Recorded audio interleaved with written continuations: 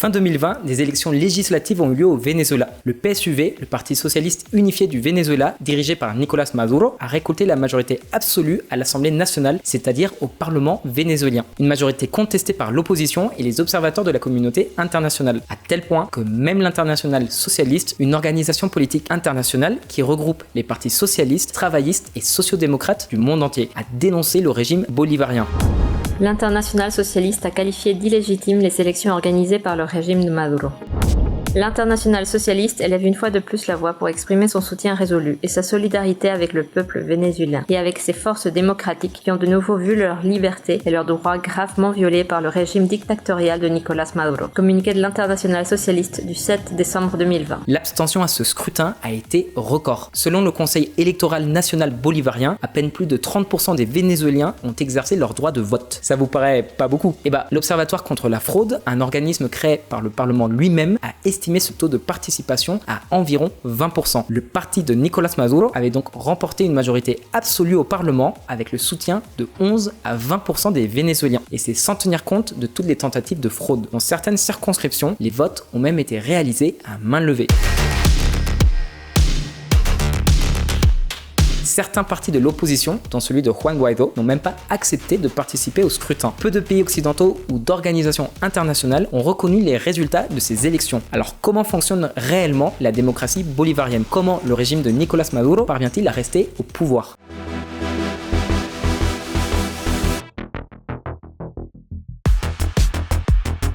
Une démocratie imparfaite.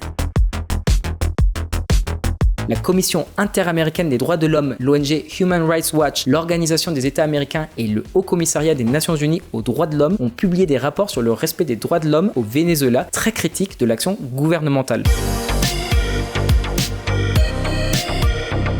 Le rapport du Haut Commissariat de l'ONU aux droits de l'homme publié en 2019 a été établi à partir de plusieurs visites d'observateurs indépendants qui ont eu accès à plusieurs centres de détention et à leurs prisonniers. Voici les conclusions qu'en a tirées la haut-commissaire. Bachelet dénonce la torture et les exécutions du gouvernement Maduro. Bachelet dénonce plus de 2000 exécutions extrajudiciaires au Venezuela en 2020. Des accusations graves qui viennent de toutes parts. Venezuela, exécution extrajudiciaire dans la zone à faible revenu. Un modèle d'abus grave de la police qui reste impuni. L'OEA dénonce plus de 18 000 exécutions extrajudiciaires au Venezuela et remet en question le rôle de la CPI. Selon l'OEA, Nicolás Maduro est responsable de plus de 18 000 exécutions extrajudiciaires et de plus de 700 cas de disparition forcée. À cela viennent s'ajouter des centaines de victimes d'actes de torture, y compris de violences sexuelles. Et ce, sans compter le climat délétère et d'insécurité au Venezuela. Notre rapport donne vie à l'extraordinaire souffrance du peuple vénézuélien, infligée par Nicolás Maduro et son régime. La seule conclusion raisonnable à tirer de l'examen de l'ampleur et de la portée des violations des droits de l'homme, telles que les exécutions extrajudiciaires, les détentions arbitraires et l'imposition des conditions de vie conçues pour causer de grandes souffrances ou la mort, et que ces actions constituent des crimes contre l'humanité. Jared Genser, conseiller spécial de l'OEA. J'aimerais quand même souligner que l'OEA est une organisation particulièrement dépendante des contributions financières des États-Unis au même titre que les Nations Unies. L'OEA a un rôle très discutable dans les élections boliviennes de 2019, au cours desquelles Evo Morales fut renversé par un coup d'État. Les militaires et la police ont confié le pouvoir à Janine Áñez, jusque-là vice-présidente du Sénat et énième dans la liste de succession au pouvoir. Ce coup a largement profité aux États-Unis qui rêvent également du départ de Maduro. Voici donc une liste non exhaustive des méfaits dont est accusé le régime de Maduro. Répression armée, censure, persécution des dissidents, crise économique, tolérance de groupes paramilitaires actifs, torture, crise sanitaire, alimentaire, énergétique, et j'en passe. Ça fait beaucoup pour un pays qui était, il y a encore 20 ans, le pays le plus riche de la région. Alors on y a pensé fort tardivement, mais je vous présente Simón Bolívar qu'on va placer dans le décor. Les Nations Unies ont donc pu vérifier à partir de témoignages de Vénézuéliens le recours régulier à la torture. On la pratique dans des centres de détention à l'électricité, l'asphyxie avec des sacs plastiques sur le visage, des privations d'eau et de nourriture, des agressions physiques et sexuelles, des privations de sommeil. En gros, ils se sont inspirés de ces fameux sites noirs états-uniens où Washington déléguait à des pays étrangers la sale besogne, sauf Guantanamo ou Abu Ghraib où ce sont des militaires états-uniens ou des agents de la CIA qui exerçaient ou exercent encore ces sévices. Les responsables directs de ces violations manifestent aux droits de l'homme, le SERBIN, le service bolivarien d'intelligence nationale, ou encore la garde nationale bolivarienne ou la direction générale du contre-espionnage militaire. On doit aussi compter avec les FAES, les forces d'action spéciales vénézuéliennes qui opèrent parfois dans la clandestinité au moyen d'escadrons de la mort. Les exécutions extrajudiciaires qui en résultent sont justifiées par une supposée résistance à l'autorité. Depuis 2016, ce procédé a causé la mort de plus de 18 000 personnes selon l'OEA, mais celle-ci n'est pas toujours crédible quand il s'agit de régimes hostiles aux États-Unis, comme on l'a vu dans le cas de la Bolivie. L'ONU fait quant à elle état de 9 000 exécutions extrajudiciaires.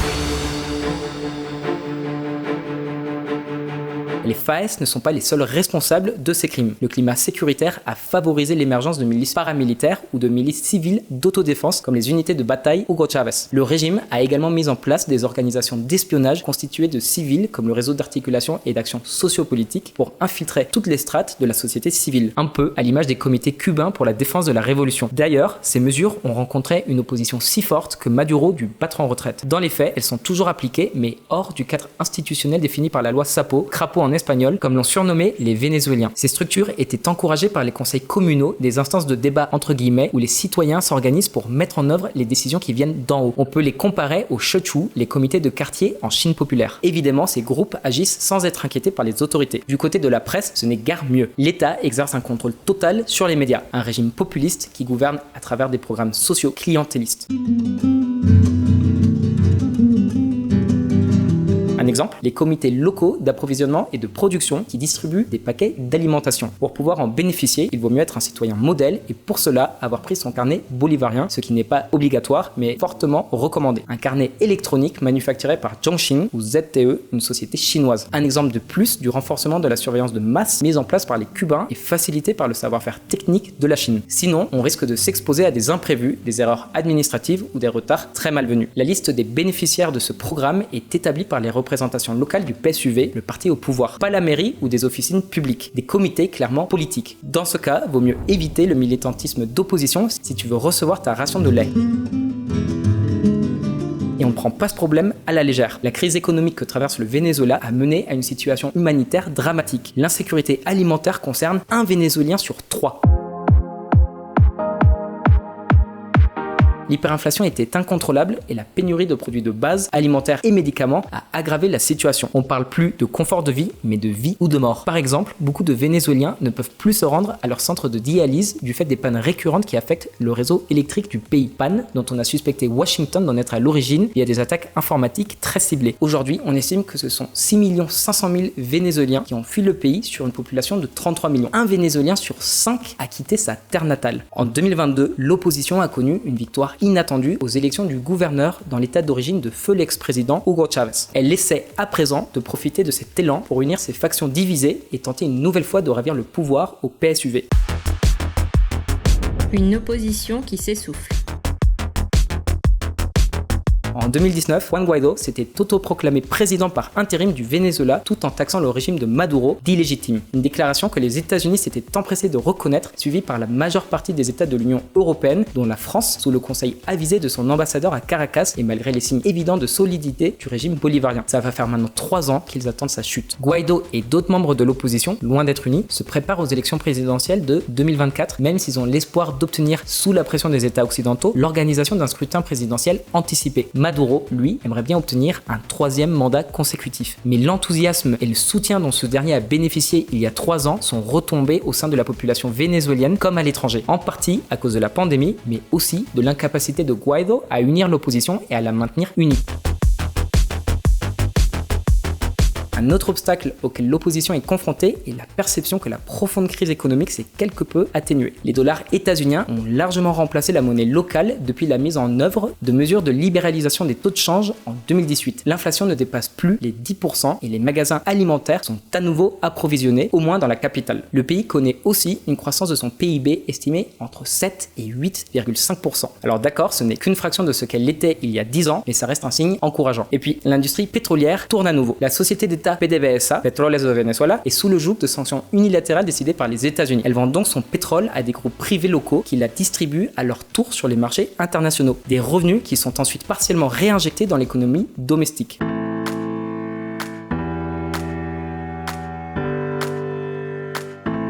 Au cours de ces dernières années, l'opposition avait entamé des négociations avec le régime à plusieurs reprises, mais elles avaient systématiquement échoué, notamment lorsqu'un allié de Maduro, l'homme d'affaires colombien Alex Saab, avait été extradé fin 2021 du Cap-Vert vers les États-Unis pour blanchiment d'argent présumé. Saab était le financier au courant de tous les circuits occultes du financement du régime Maduro. Encore faut-il savoir s'il crachera le morceau pour s'éviter plusieurs peines à perpétuité.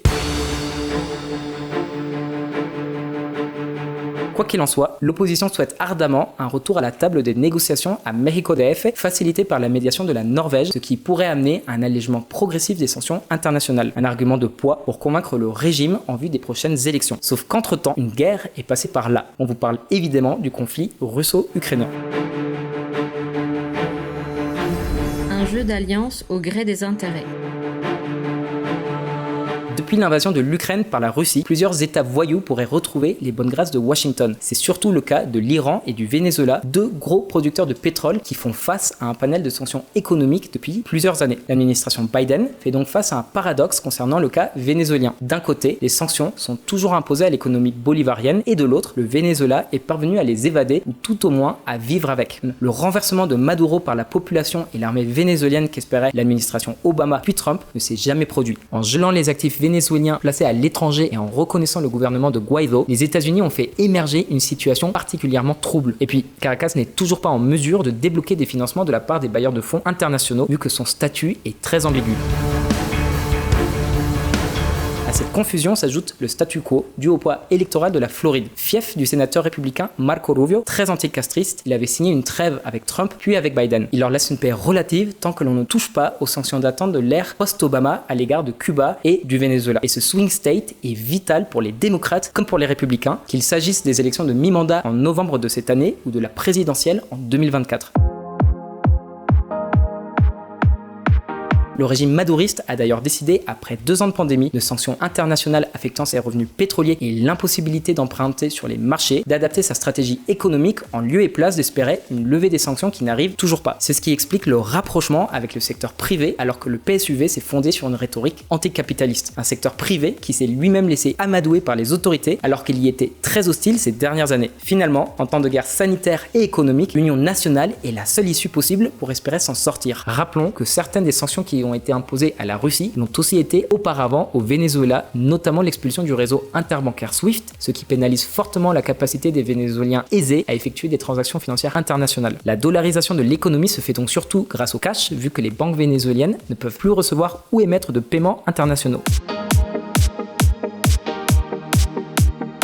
Un exemple qui parle, ce sont les courses au supermarché. Lors du règlement, si on choisit la carte de crédit, c'est une transaction en dollars qui est effectuée depuis votre compte aux États-Unis sur le compte bancaire du commerce toujours aux États-Unis. Donc théoriquement, la juridiction vénézuélienne ne peut pas être saisie en cas de différend vu que la transaction n'a pas eu lieu sur le territoire vénézuélien. Alors faut quand même nuancer, pour disposer de comptes bancaires aux États-Unis, faut quand même être issu de la classe aisée vénézuélienne, voire moyenne plus. Sinon, on peut toujours ouvrir un compte en dollars dans une banque vénézuélienne, mais il faudra l'alimenter en cash. Des dollars qui seront ensuite utilisés comme réserve de valeur et uniquement sous cette forme. Pas non plus possible d'emprunter, que ce soit pour un crédit à la consommation ou pour un projet immobilier, puisque le dollar n'a pas cours légal dans l'économie domestique. Et c'est difficile d'imaginer qu'il le deviendra un jour. Si ça venait à se produire, si le dollar se substitue au bolivar, ce serait une tâche indélébile pour le PSUV, dont la rhétorique socialiste est par définition très anti-impérialiste. Et techniquement, de toute façon, il faudrait l'accord des États-Unis, comme dans le cas d'El Salvador ou de l'Équateur. Dans ce contexte de sanctions unilatérales décidées par les États-Unis, le régime de Maduro s'était appuyé sur son alliance avec la Chine et la Russie. Alors il est vrai que la relation commerciale poussée entre Caracas et Beijing est antérieure aux sanctions.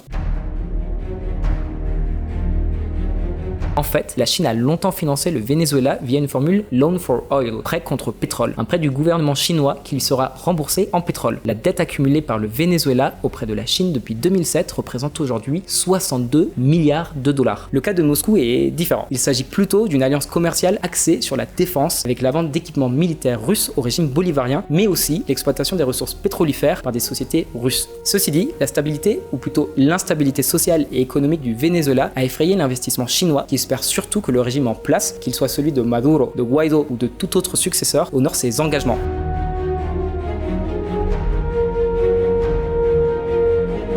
D'ailleurs, malgré le soutien public de Xi Jinping à Maduro, qui a réalisé comme son prédécesseur Chavez plusieurs voyages à Beijing, on fait état de plusieurs rencontres en Soum entre des diplomates chinois et des représentants de Guaido. À présent, la Chine observe avec intérêt la revitalisation de l'économie bolivarienne, même si elle est encore balbutiante. Mais elle n'est pas toute puissante. De la même manière que la Chine ne s'est pas précipitée au chevet de la Russie, elle ne l'a pas fait pour le Venezuela. Beijing a peur des retombées qu'elle devrait affronter en cas de violation des sanctions internationales qu'elle refuse pourtant d'appliquer, mais qu'elle se garde bien d'enfreindre. Le renminbi, le yuan, ne remplace pas encore le dollar, pour lequel il n'existe pas encore de système alternatif. Le Venezuela n'a donc logiquement pas intérêt à constituer de réserves importantes de cette devise.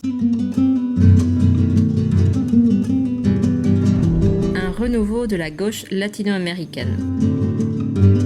Il faut aussi voir dans quel contexte évolue à présent le Venezuela. Ces derniers mois, de plus en plus de pays ont fait le choix d'une gouvernance de gauche. On pense à Pedro Castillo au Pérou, à Xiomara Castro au Honduras, à Gabriel Boric au Chili. Et on attend encore les élections présidentielles de Colombie et du Brésil auxquelles sont donnés gagnants Gustavo Petro et Lula. Ce sera soit une opportunité pour la République bolivarienne de tisser de nouveaux liens avec ses voisins, soit un obstacle supplémentaire étant donné que cette nouvelle génération de dirigeants est moins critique des États-Unis et moins sensible au discours idéologique socialiste. Par exemple, la ministre des Affaires étrangères chilienne est très critique des régimes cubains et vénézuéliens. En fait, la gauche dure d'Amérique latine, qui n'en porte que le nom d'ailleurs, traverse un moment critique. On parle bien entendu des régimes autoritaires d'Ortega au Nicaragua, de Bukele à El Salvador, de Maduro au Venezuela et de Díaz-Canel à Cuba dans une moindre mesure. Le groupe de Lima, qui avait été formé en 2017 et réunissait plusieurs pays dirigés par une droite conservatrice, réclamait la destitution de Maduro au profit de Guaido. Aujourd'hui, il disparaît petit à petit avec le départ de certains États membres comme l'Argentine, la Bolivie, le Chili, le Honduras, le Mexique, le Pérou et Sainte-Lucie qui ont adopté des gouvernements moins alignés sur Washington. C'est donc le groupe de Puebla, le pendant de gauche du groupe de Lima, lancé par le président mexicain AMLO, qui finit par s'imposer. Il visait quant à lui à proposer des solutions alternatives pour le régime bolivarien. L'avenir du Venezuela et du régime de Maduro est incertain. À votre avis, saura-t-il profiter de ce nouvel essor de la gauche progressiste en Amérique latine pour assainir ses relations avec l'Occident, ou va-t-il se refermer sur sa position avec une mise au banc de la communauté internationale? Rappelez-vous qu'un petit oiseau s'est un jour posé sur l'épaule de Nicolás Maduro. La légende veut que c'était l'esprit de la révolution bolivarienne incarné par Hugo Chavez qui lui susurrait à l'oreille: abonne-toi à Diplométrix, mets un pouce bleu et partage à tes potes. Merci et à la prochaine.